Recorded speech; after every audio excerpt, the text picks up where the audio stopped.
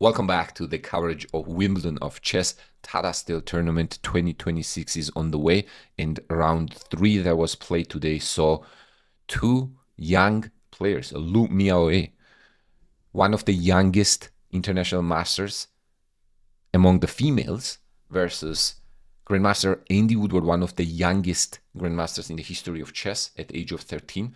And Andy is my favorite player at the moment to watch. I've had the pleasure of working with him when he was young, around 2000 to 2200 level, probably.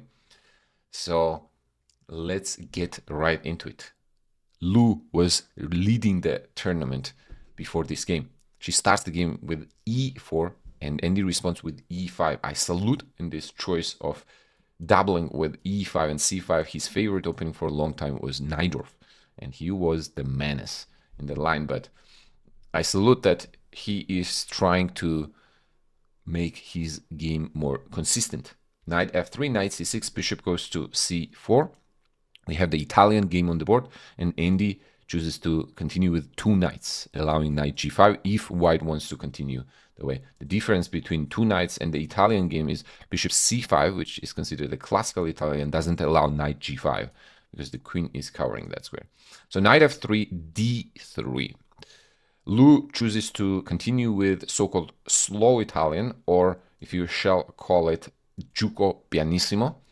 Bishop to c5, knight goes to c3. Now, let's talk a little bit about knight c3. It is not a novel move, but it's not super common either. Probably playing c3, c3, h3, short castle, knight bd2, rook e1, knight f1, knight g3 is more of a vibe nowadays, I would say, of the Giuco pianissimo. But now knight c3, and this is kind of transposition into Vienna hybrid variation, as it is said here, pawn to a6, and white immediately goes for knight to d5.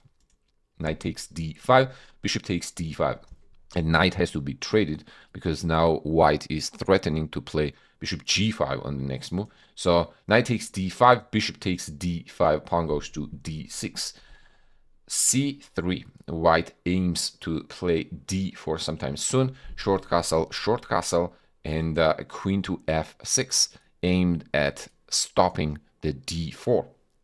White plays pawn to h3 because black was now at the same time was threatening to play bishop g4, and pin that knight ruin white's pawn structure. So h3, h6, stopping bishop g5.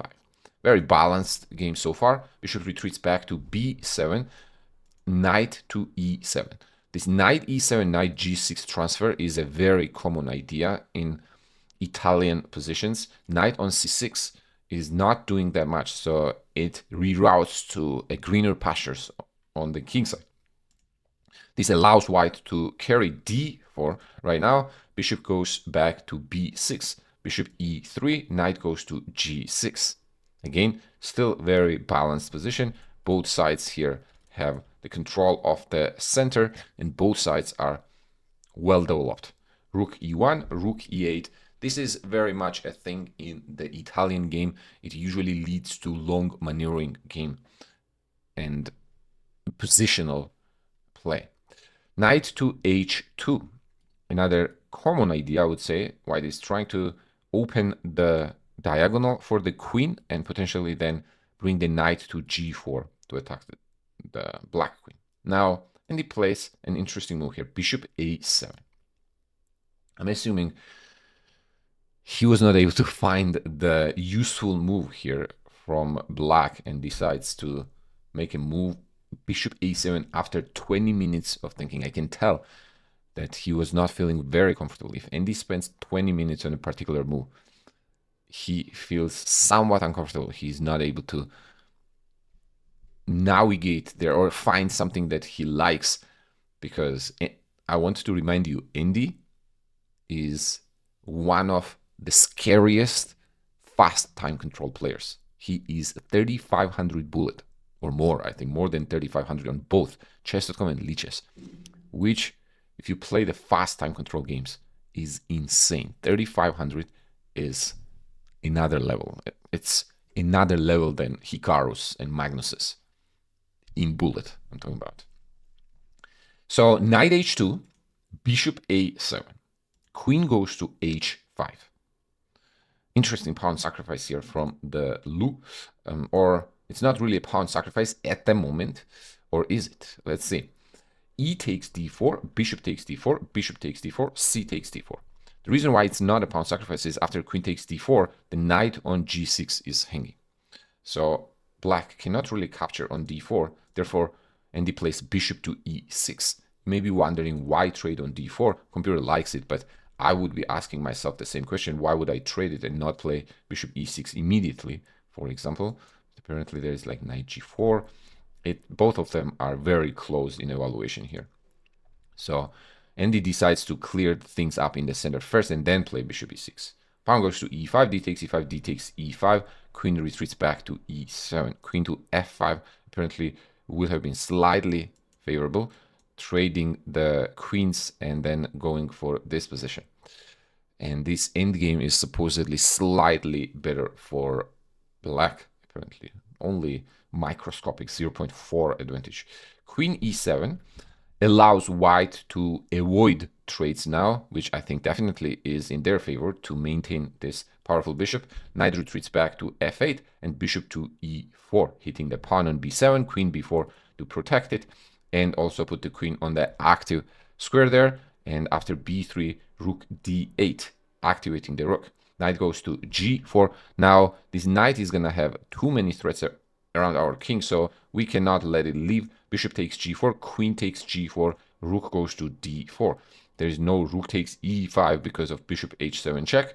So bishop d4, pawn a3, queen is kicked away, queen back to b6. Taking on b3 would probably not be very smart. After rook, well, rook b1 and b7 would drop, but I just noticed also there's bishop h7, discover check, winning an exchange. So queen has to keep protecting that rook. Rook d1, rook takes d1, queen takes d1, and knight to e6. Now we're going to have a classic scenario of queen and knight versus queen and bishop. However, there are rooks also on the board that makes it slightly more convenient for white, I would say, that dynamic I'm talking about.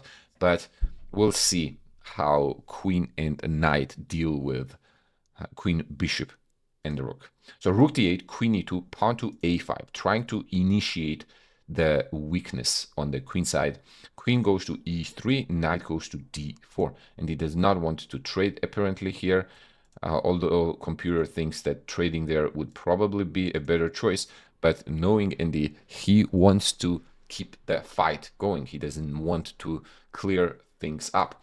Rook goes to d1. Again, this pawn is untouchable because of the discover check. So queen to a4, hitting the rook. Rook to d to b6, preparing c5 next. Also, very interesting pawn dynamics. Black has the pawn majority on the queen side here, which if things get traded, these pawns are going to become dangerous. White has pawn majority on the king side. Are they going to be able to produce anything tangible with that kingside majority? That is the question. So she goes for f5, preparing f6 next, rook e8, f6, trying to open the king up here. Again, this is not hanging because of bishop h7 check. Queen goes to b3. Since the pawn is now on f6, maybe it is time to trade queens. Nope, says Lu, rook d3, but now queen reroutes closer to the king and hitting the e5 pawn, which is going to be very hard to defend. F takes g7, king takes back to g7. I was thinking actually he was going to go for takes here and then queen takes g7, but queen h4, probably he was not feeling very comfortable with this position here. So Andy takes on g7, queen g3 check, and hides the king on f8. Queen goes to h4, rook to e7. This was the moment players reached the time control, meaning that after 40 moves, they get an additional 30 minutes added on their clock. So both players now probably took some time to reset, and we have basically a brand new game in front of us. Rook goes to e3. Now, I believe if queen e5, well, the h6 pawn is hanging actually. King goes to e8. Black takes the prophylactic measure against the white's active position, tries to move king to safety here. King e8 and bishop a8. A very interesting decision here by Lu. Probably she was not able to find the move that she liked and decided to move the bishop away to defend the pawn on e5. It definitely is an interesting choice of the square for the bishop, but where else? Where else would you put the bishop? Maybe on h7, but that allows f5 now. Maybe back like bishop b1. Yeah, that probably would be better. Now, bishop a8. Why is that an inaccuracy shown by the computer? Because it is going to allow knight to f5.